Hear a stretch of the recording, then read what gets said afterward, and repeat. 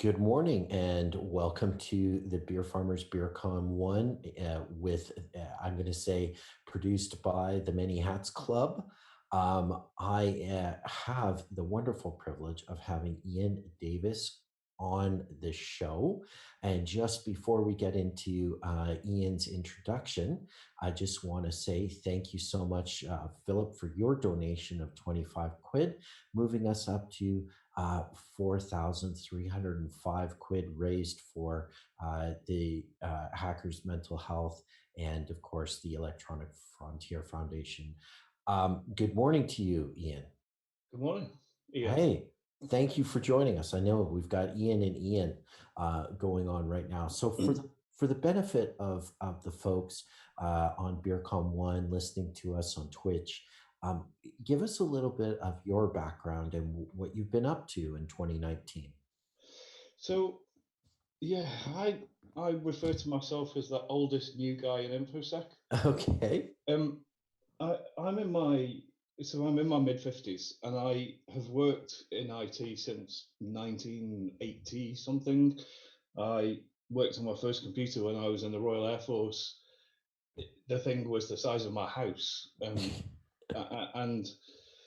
the changes that we've seen over my lifetime have been phenomenal. So I started my IT career pretty much straight from school. I joined the RAF and ended up in 1987. Ended up on a site that ran. I always describe it as the predecessor to email. Right. It was a telegraphic thing, but it was all done from green screen VDUs with this big mainframe and in a separate dust-free Was that environment. was that the beginnings of ARPANET, where the Americans had sort of built it, and then eventually the UK it expanded to the UK, or was this just a internal UK communication system? This was an internal UK Okay. communication. It was called the Defence Communications Network. Okay. Um, and the two products that I worked on, they were called Telegraph Automatic Routing Equipment and Telegraph Automatic Switching System. Um, and originally they weren't electronic. We started to bring teleprinters and punched paper tape, and then we moved to green screen VDUs, and uh, we still printed everything out on paper. So although it came out to the operators on green screen VDUs, we would they would still print it out, and the actual messages would be delivered to people in classified folders, but they would still be printed out on bits of paper on a teleprinter in the corner somewhere. Um, and that was my introduction into IT, and I've from there done various jobs within that field. I've worked in a SME. I've worked in a very small business. I've worked in education. I've worked in the public sector. I've worked in the private sector, and currently I work for a builders merchant group Okay. across Europe. And So so you evolved from IT at, basically military classified communication systems and then into the wider sort of IT. What it was the move towards security a natural one or self-inflicted? it was so I hadn't realized this until very recently, but even as young as a teenager, I used to I used to do a lot of hardware hacking. I used to take things apart to see how they worked, or to see what I could do with them, or to steal the parts to go and make something else. And I used to go down. We used to have a place just down the road that made TV aerials, and in the days that you had an aerial on your roof for your TV instead of a dish. And I would Right. go down there and beg, borrow, and steal aluminium offcuts so I could make my own aerials for the radios that I'd built, or for my CB radio, which was completely illegal and hidden under my bed so that nobody knew I'd got it. But it so I think I think it was inevitable. Eventually, I went and did CEH. about 18 months ago now when I went and did CEH, and that opened my eyes really to a whole bunch of stuff that I just didn't know. I just Right. didn't know about. And having spent 30 years in IT, 30 years delivering infrastructure, there was a Hmm. whole bunch of stuff that nobody had ever explained to me or shown me, or I knew nothing about Carly. I knew nothing about Metasploit or all of this stuff that we talk about on a daily basis, from penetration testing and kind of actively exploiting vulnerabilities. Nobody had ever. I was completely oblivious to it all, and so were the people around me. Um, I'm quite hard on myself. I think now, thinking that, especially when I look at some of the mistakes I made in the past. But but but all of the people that were around me, all of the MSPs that I worked with, the more senior people that I worked with in my younger days, none of us were really had any knowledge of some of the stuff that goes on, and Yeah. some of the possibilities. So was it like falling down the Alice in Wonderland moment, or was it just like a passion that got stirred up in you that you wanted to know more, you wanted to seek the knowledge? Yeah, it was definitely the latter. I mean, I came back from I did my I did the course with a company in Dublin, um, and I came back from that 8 days. Um, I came back from that 8 days just absolutely begging for more knowledge and more information and to learn more and to do more. And in my mid 50s, for the first time in ages, I was actually really, really interested in building labs again and doing the technical stuff that I'd loved to do when I was much younger. And that enthusiasm spilled over, or must have spilled over. I was invited by the company that I currently work for didn't have a security team. They had one information security manager, mostly doing governance and policy, and they wanted to build a more proactive, more technical security team. Right. We they appointed a new security manager, and my enthusiasm for it must have spilled over, because he came to me and said, I would really like you to come and join me, and if you come and join me and do this, this is my vision for the next 2, 3, 4, 5 years. Brilliant. We can do this together. And so I gave up what I was doing and went and worked with him. And I've been doing that now for about 12 months, which is why I always say I'm the oldest new guy in InfoSec, because really I've only Yeah. been doing it for 12 months. But you bring all of this infrastructure experiences, not to mention a lot of contacts, like you mentioned. How important was your network of people, or the people that you know, in sort of like helping you along this journey? Or was it really you felt you didn't have a lot of people that you could go to? Um, I found it quite difficult when I first came back from Dublin, having done that CEH qualification. I was really, really excited. I'd found a new passion for tech, a whole new set of stuff that at 55 I thought, was I didn't expect to be that excited about IT ever Hmm. again, and I found that I found big portions of the community at that time, and I'll qualify that because it's not reflective of where we are today. But when I first started trying to reach out to people to get started, to find more information, I was I found quite a negative approach to it, Yeah. mostly because of the qualification that I had to do. I've just done this. I want to learn more. Will you help? Where can I get more information? What can I do? How can I learn more about this? And I did run across quite a lot of gatekeeping, and snobbery is the only way that I could describe it. It was like, Yeah.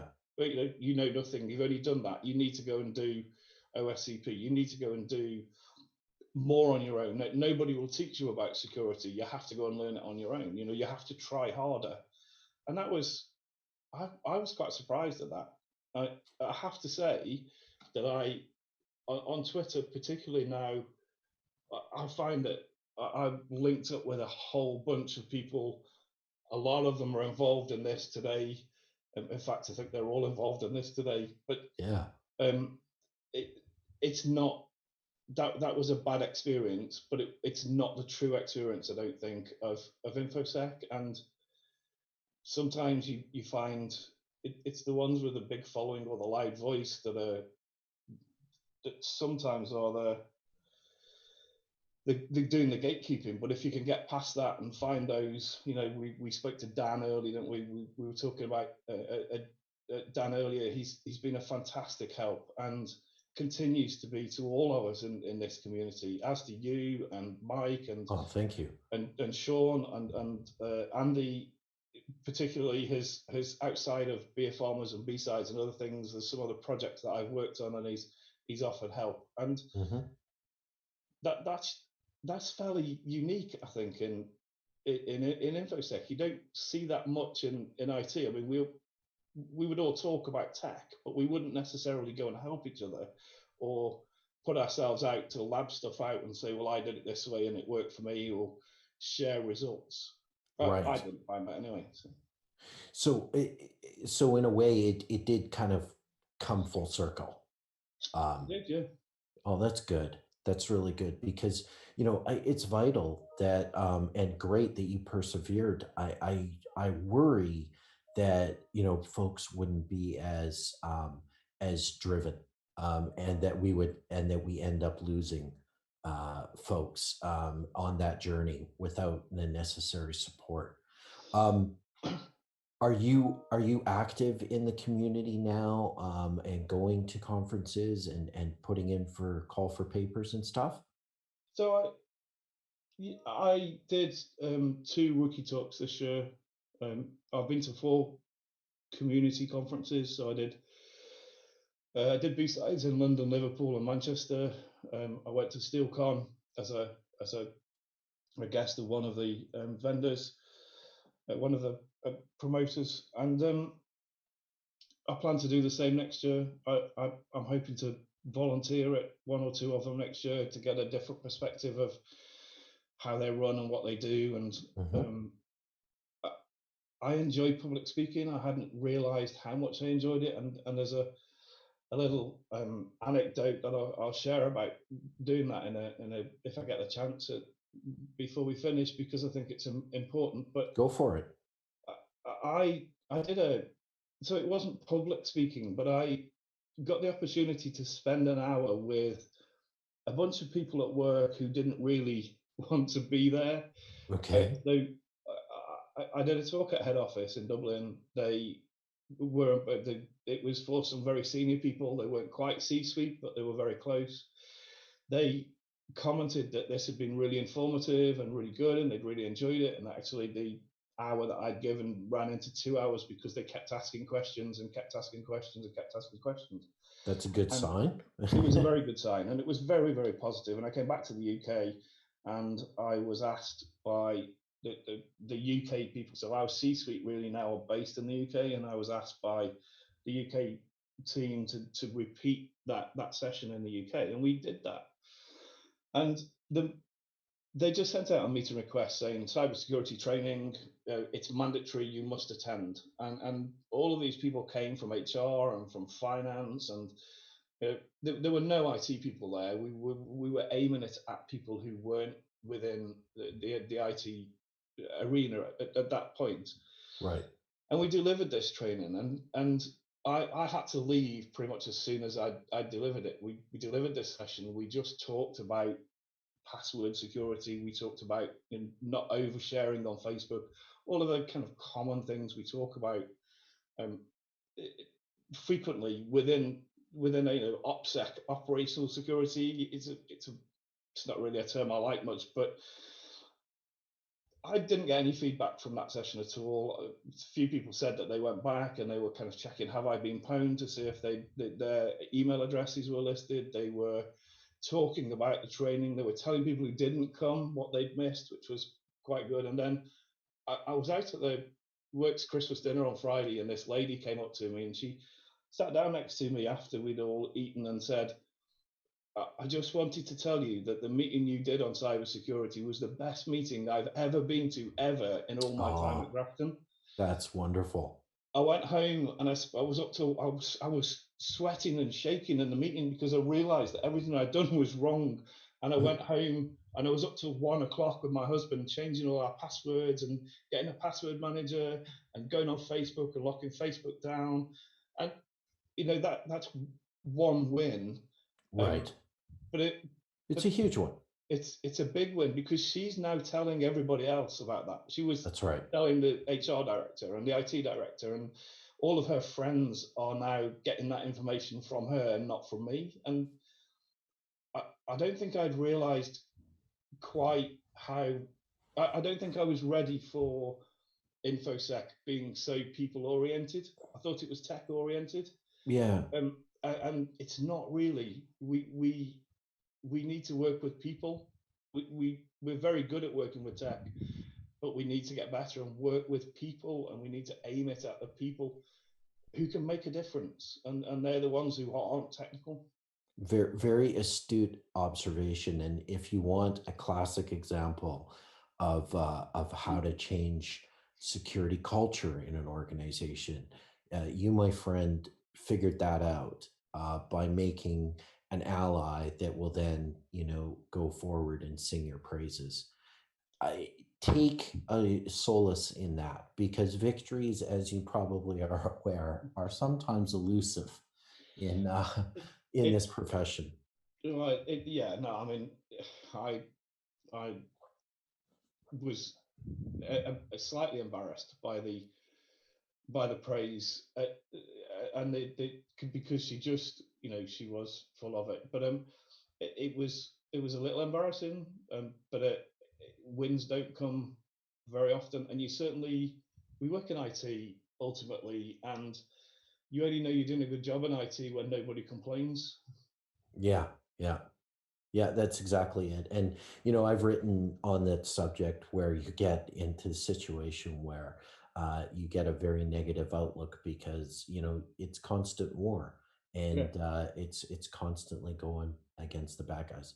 Anyways, we're almost done with you, my friend. Really insightful and very interesting. Any words of advice to somebody at your sort of your age that wants to make the transition into cybersecurity, what advice would you give them? you you've got to be persistent. I mean, somebody posted on LinkedIn the other day. You've got to have attitude and aptitude. Hmm. You've got to be persistent. You've got to want it, and you've got to be prepared to work. You know, work hard because you've got to do your job and go and learn this. Yeah, And I'm finding the learning harder and harder as I get older and older. To be fair, I uh, hear you.